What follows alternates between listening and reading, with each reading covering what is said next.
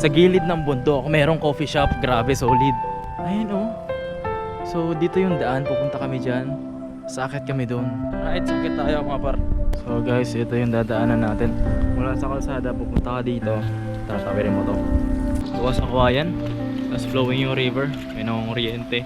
Hindi ko labis akalain na magkakaroon dito ng coffee shop sa tabi mismo ng bundok. Dahil extra exercise na rin ito kung umaga ka dito aakyat mga par. Panigurado pag akyat mo dito, gugutumin ka. Then after that, instant breakfast ka na rin. And when you're having your relaxing time here, you can now enjoy this place kasamang napakagandang view. This is one of a kind na aking napuntahan na coffee shop. I am so grateful na napuntahan ko itong lugar na ito. Kung hindi dahil first time ko makapunta rito, ay siguradong babalik-balikan ko ito.